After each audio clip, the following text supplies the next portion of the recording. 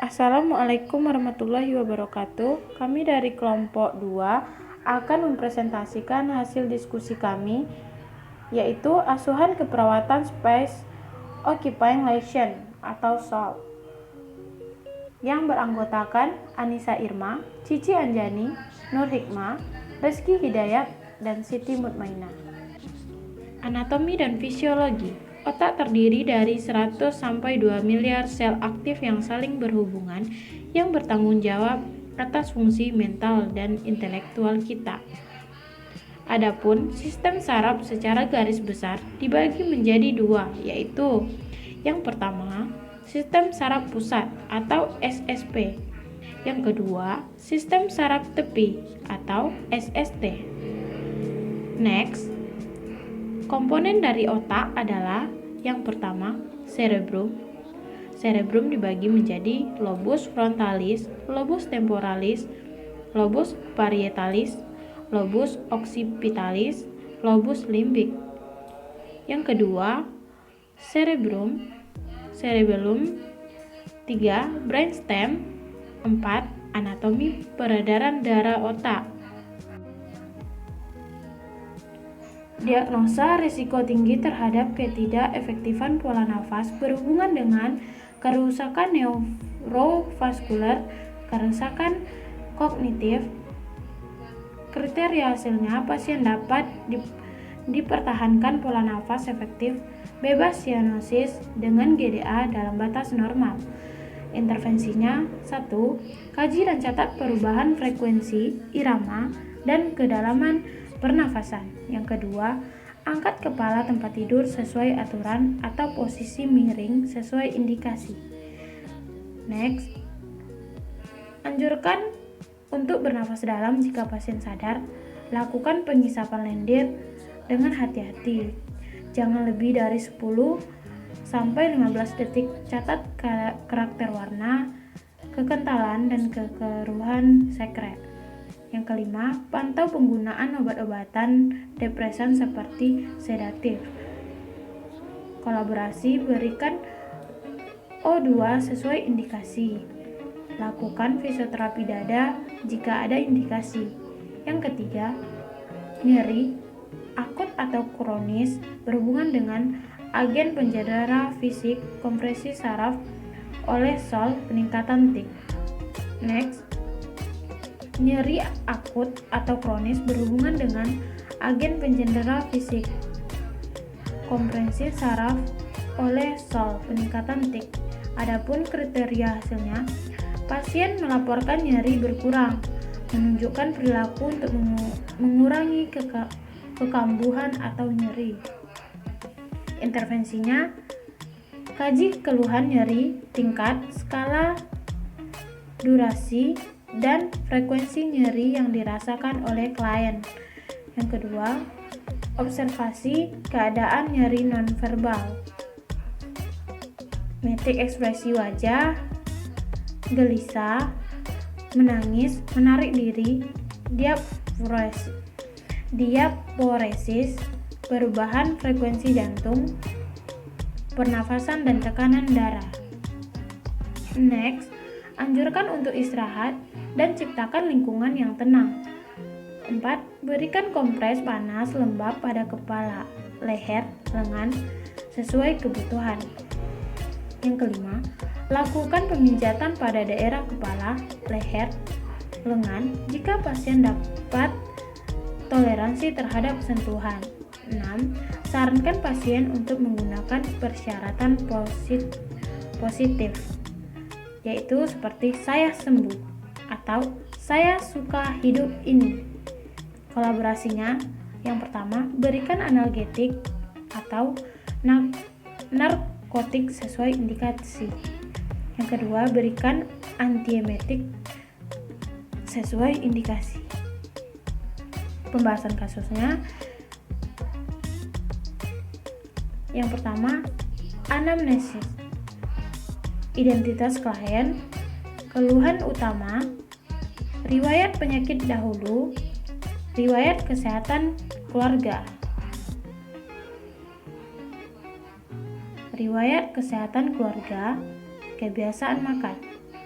Pemeriksaan fisik meliputi keadaan umum. Yang pertama, pola aktivitas. Gejalanya yaitu kelemahan, kaku. 2. Sirkulasi. Gejalanya yaitu nyeri kepala berat.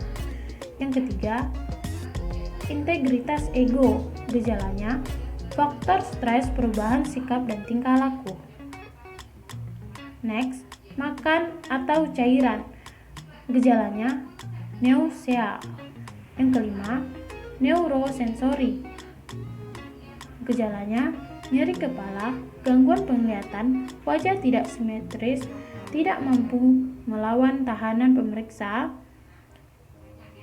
defisiasi pada mata. Yang keenam, nyeri. Nyeri kepala dengan intensitas yang berbeda dan biasanya lama. Yang ketujuh, RR. Perubahan pola nafas. RR 20 kali per menit. 8. Sistem motorik. Hiperekstensi sendi dan kelemahan. Diagnosa keperawatan. Yang pertama, nyeri akut berhubungan dengan faktor penyakit. Yang kedua, risiko perfusi cerebral tidak efektif berhubungan dengan hipertensi. Yang ketiga, hambatan mobilitas fisik berhubungan dengan penurunan kekuatan otot. 4. Gangguan persepsi sensori berhubungan dengan penurunan ketajaman penglihatan. Next, diagnosa nyeri akut berhubungan dengan faktor penyakit. Yang pertama, DS-nya mengeluh nyeri kepala berat di seluruh area kepala. 2. Nyeri menetap dan berdenyut-denyut. DO-nya 1. Gelisah. 2. Berfokus pada diri sendiri. Tujuannya adalah setelah dilakukan perawatan diharapkan pengurangan atau reduksi nyeri sampai pada tingkat kenyamanan yang dapat diterima oleh klien. Intervensinya yang O, identifikasi lokasi, karakteristik, durasi, frekuensi, kualitas, intensitas nyeri. Identifikasi skala nyeri. Identifikasi faktor yang memperberat dan memperingan nyeri. Identifikasi pengetahuan dan keyakinan tentang nyeri. Yang kelima, monitor. Shock merupakan desakan ruang yang diakibatkan peningkatan volume di dalam ruang interkranial yang ditempati oleh jaringan otak, darah, dan cairan cerebrospinal. Shock berupa neoplasma ataupun tumor perdarahan ataupun granuloma. Jaringan otak akan mengalami nekrosis sehingga menyebabkan gangguan neurologik progresif. Next, klasifikasinya. Tumor otak dapat terjadi pada setiap bagian otak dan sumsum tulang belakang. Tumor otak dapat terjadi secara primer maupun sekunder. Tumor otak primer timbul dari jaringan dalam otak. Jaringan ini terdiri dari sel neuroglia, dari neuron atau sel saraf kranial, dan struktur pembungkus otak. Sedangkan tumor otak sekunder dapat terjadi akibat metastasis neoplasma ganas di tempat tubuh lain. Etiologinya, penyebab dari tumor otak belum diketahui atau bersifat idiopatik.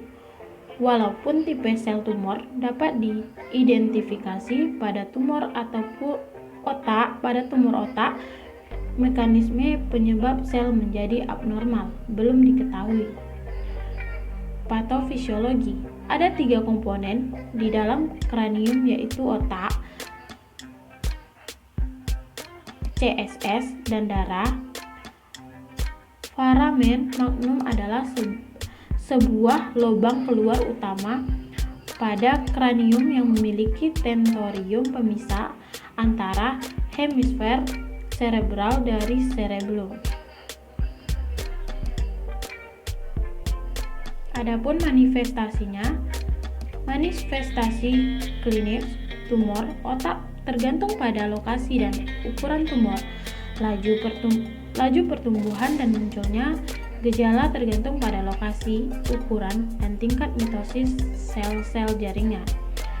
Gejala umumnya antara lain adalah sakit kepala, menetap, dan kadang-kadang berdenyut. Yang kedua, kejang, mual dan muntah akibat peningkatan disfungsi kognitif termasuk suasana hati, perubahan kepribadian. Yang kelima, kelemahan otot, penurunan sensorik. Yang keenam, disfungsi spasial visual. Dan yang ketujuh, afasia. Next, pemeriksaan diagnostik. Pemeriksaan diagnostis pada SOL yaitu yang pertama, EEG, yang kedua, foto rongsen polos tengkorak dan mandula spinalis, yang ketiga, magnetic resonance image MRI, yang keempat, CT scan, yang kelima, angiografi cerebral, yang keenam, sidik otak radioaktif dari zat radioaktif terlihat daerah-daerah akumulasi abnormal. Adapun penata laksanaan medis yang satu, pembedahan kraniotomi, yang kedua, radioterapi, yang ketiga, komoterapi. Asuhan keperawatan, pengkajian. 1. Identitas klien. Yang kedua, riwayat penyakit sekarang. Yang ketiga, riwayat penyakit dahulu, riwayat tumbuh kembang, imunisasi, pemeriksaan fisik. Pola pengkajiannya, pola persepsi manajemen kesehatan, pola nutrisi metabolik, pola eliminasi, pola latihan aktivitas, pola kognitif perseptual, pola istirahat dan tidur, pola konsep diri, persepsi diri, pola peran hubungan, pola reproduksi seksual, pola coping stres. Diagnosa keperawatannya, ada 3 diagnosa keperawatan yang utama. Yang pertama, gangguan perfusi jaringan cerebral berhubungan dengan penghentian aliran darah oleh SOL. Yang kedua, resiko tinggi terhadap ketidakefektifan pola nafas berhubungan dengan kerusakan neurovaskuler, kerusakan kognitif. Yang ketiga, nyeri akut atau kronis berhubungan dengan agen pencendera fisik, kompresi saraf oleh SOL, peningkatan tik. 3 diagnosa keperawatan pendukung. Yang pertama, perubahan persepsi sensori berhubungan dengan perubahan resepsi sensoris transmisi atau integrasi. Yang kedua, ketidakseimbangan kebutuhan nutrisi kurang dari kebutuhan berhubungan dengan peningkatan tik, konsekuensi kemoterapi, radiasi, pembedahan. Yang ketiga, gangguan imobilitas fisik berhubungan dengan tekanan pada cerebellum, otak kecil. Diagnosa gangguan perfusi jaringan cerebral berhubungan dengan penghentian aliran pada darah oleh SOL. Kriteria hasilnya yaitu pasien akan dipertahankan tingkat kesadaran, perbaikan kognitif, fungsi motorik atau sensorik, TTV stabil, tidak ada tanda peningkatan tik atau tekanan intrakranial. Intervensinya yaitu tentukan penyebab penurunan perfusi jaringan, pantau status neurologis secara teratur, bandingkan dengan nilai standar GCS, pantau TTV. Next, kaji perubahan penglihatan dan keadaan pupil. Yang kelima, kaji adanya refleks. 6. Pantau pemasukan dan pengeluaran cairan. 7. Auskultasi suara napas, perhatikan adanya hipoventilasi dan suara tambahan yang abnormal. Kolaborasi yang pertama, pantau analisa gas darah. Yang kedua, berikan obat sesuai indikasi. Yang ketiga, berikan oksigenasi. Diagnosa selanjutnya, risiko tinggi terhadap ketidakefektifan pola napas berhubungan dengan kerusakan neurovaskular, kerusakan kognitif. Adapun kriteria hasilnya, pasien dapat dipertahankan pola nafas efektif, bebas sianosis dengan GDA dalam batas normal. Intervensinya yaitu yang pertama, kaji dan catat perubahan frekuensi, irama, dan kedalaman pernafasan. Yang kedua, angkat kepala tempat tidur sesuai aturan atau posisi miring sesuai indikasi. Anjurkan untuk bernafas dalam jika pasien sadar. Lakukan pengisapan lendir dengan hati-hati. Jangan lebih dari 10-15 detik. Catat karakter warna, kekentalan, dan kekeruhan sekret. Yang kelima, pantau penggunaan obat-obatan depresan seperti sedatif. Kolaborasi, berikan O2 sesuai indikasi. Lakukan fisioterapi dada jika ada indikasi. Yang ketiga, nyeri akut atau kronis berhubungan dengan agen pencedera fisik, kompresi saraf oleh sol, peningkatan tik. Next, nyeri akut atau kronis berhubungan dengan agen pencedera fisik, kompresi saraf oleh sol, peningkatan tik. Adapun kriteria hasilnya, pasien melaporkan nyeri berkurang, menunjukkan perilaku untuk mengurangi kekambuhan atau nyeri. Intervensinya, kaji keluhan nyeri, tingkat, skala, durasi, dan frekuensi nyeri yang dirasakan oleh klien. Yang kedua, observasi keadaan nyeri nonverbal. Nitik ekspresi wajah, gelisah, menangis, menarik diri, diaporesis, perubahan frekuensi jantung, pernafasan dan tekanan darah. Next, anjurkan untuk istirahat dan ciptakan lingkungan yang tenang. 4. Berikan kompres panas lembab pada kepala, leher, lengan sesuai kebutuhan. Yang kelima, lakukan pemijatan pada daerah kepala, leher, lengan jika pasien dapat toleransi terhadap sentuhan. 6. Sarankan pasien untuk menggunakan persyaratan positif, yaitu seperti saya sembuh atau saya suka hidup ini.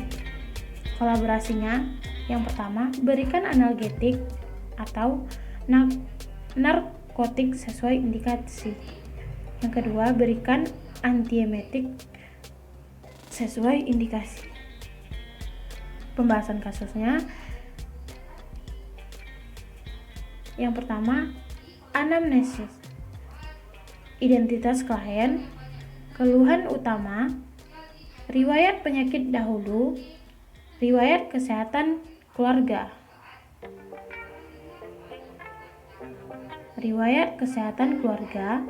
kebiasaan makan. Pemeriksaan fisik meliputi keadaan umum. Yang pertama, pola aktivitas, gejalanya yaitu kelemahan, kaku. 2. Sirkulasi, gejalanya yaitu nyeri kepala berat.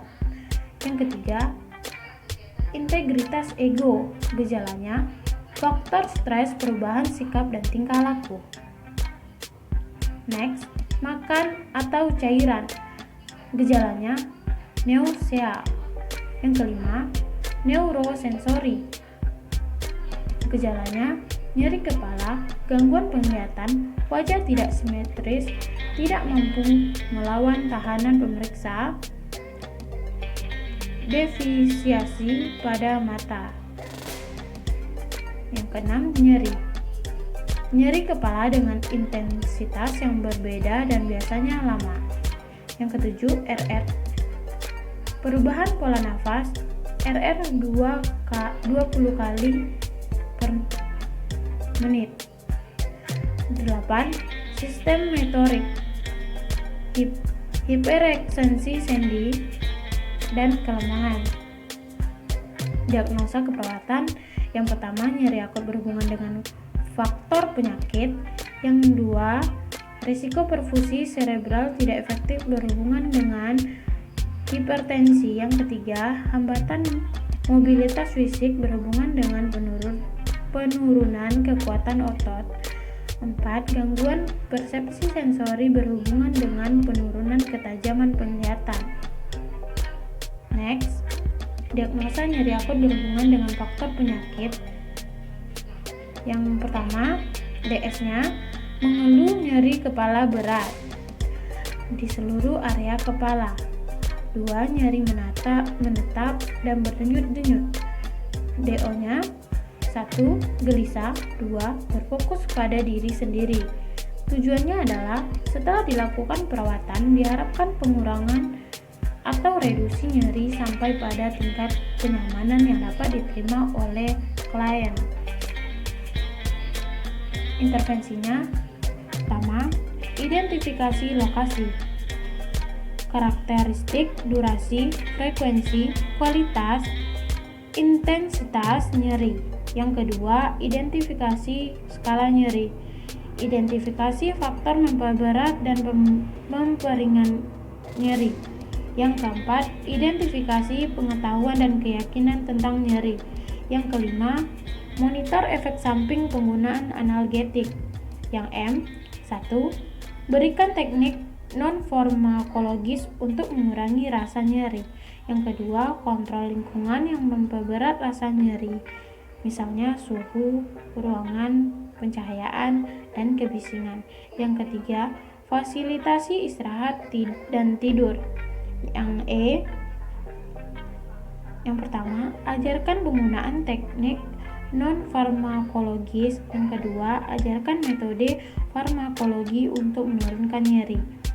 Yang K, kolaborasi dengan pasien, orang terdekat, dan tim kesehatan lainnya untuk memilih dan mengimplementasikan tindakan penurunan nyeri non-farmakologi sesuai kebutuhan. Selanjutnya, diagnosa resiko perfusi cerebral tidak efektif berhubungan dengan hipertensi. DO 1. Perubahan tingkat kesadaran. 2. Gelisah. 3. Perubahan tanda-tanda vital. 4. Hb 10,10 gram per dl. Tujuan, setelah dilakukan perawatan, diharapkan tingkat kesadaran pasien kembali normal, tidak ada peningkatan intrakranial, perbaikan kognitif. Next, intervensi O1. Monitor tekanan aliran darah otak. 2. Monitor status pernafasan. M1. Minimalkan stimulus dengan menyediakan lingkungan yang tenang. 2. Berikan posisi semi-fowler. Yang ketiga, pertahankan suhu tubuh normal. Kolaborasi yang pertama, kolaborasi pemberian diuretik osmosis. Diagnosanya yaitu hambatan mobilitas fisik berhubungan dengan penurunan kekuatan otot. DS-nya yang pertama, kelemahan pada ekstremitas atas dan bawah bagian kiri. DO 1. Penurunan tonus otot.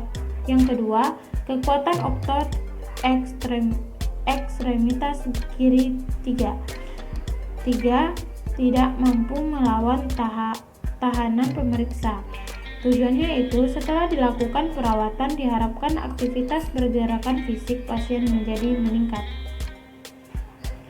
Intervensinya yang O 1.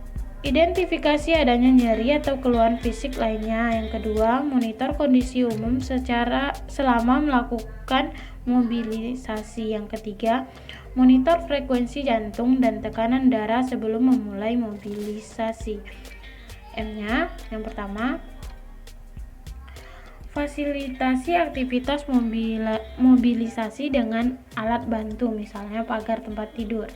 Yang kedua, Fasilitasi melakukan pergerakan jika perlu. Yang ketiga, libatkan keluarga untuk membantu pasien dalam meningkatkan pergerakan. Edukasi. 1. Jelaskan tujuan dan prosedur mobilisasi. Yang kedua, anjurkan melakukan mobilisasi dini. Yang ketiga, anjurkan mobilisasi sederhana yang harus dilakukan. Next, aspek legal etik terkait kasus. Autonomi perawat harus menjelaskan dengan jelas kepada keluarga tentang kondisi yang dialami pasien tanpa ada sedikit pun yang ditutupi sehingga pasien mendapatkan haknya. Yang kedua, non-maleficence. Prinsip ini berarti tidak menimbulkan bahaya atau cedera fisik dan psikologis pada pasien.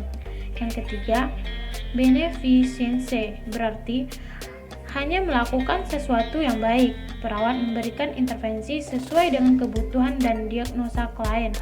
Yang keempat, justice. Prinsip keadilan dibutuhkan untuk tercapai yang sama dan adil terhadap orang lain yang menjunjung prinsip-prinsip moral, legal, dan kemanusiaan. Yang kelima, kejujuran. Veracity. Prinsip veracity berarti penuh dengan kebenaran. Nilai ini diperlukan oleh pemberi pelayanan kesehatan untuk menyampaikan kebenaran pada setiap klien dan untuk meyakinkan bahwa klien sangat mengerti. Jurnal terkait yaitu status neurologi pasien space occupation dengan HIV dan toxoplasmosis cerebri. Analisis jurnal, judul jurnal, Jurnal Perawat Indonesia. Studi kasus, status neurologi pasien space occupation dengan HIV dan toxoplasmosis cerebri. Keywordnya HIV, status neurologi, space occupation, toxoplasmosis cerebri. Penulis jurnal Ade Iwan Mutiudin, Ridal Sagala, Tuti Paria, Yusi Kurnia, Herliani, Hasniati Sari Harun, Epi Fitriana. Space occupation merupakan desakan ruangan yang diakibatkan peningkatan volume di dalam ruangan intrakranial. Tujuan penelitiannya yaitu menganalisis karakteristik pasien dan menganalisis status neurologi. Metode penelitian deskriptif dengan pendekatan studi kasus observasi.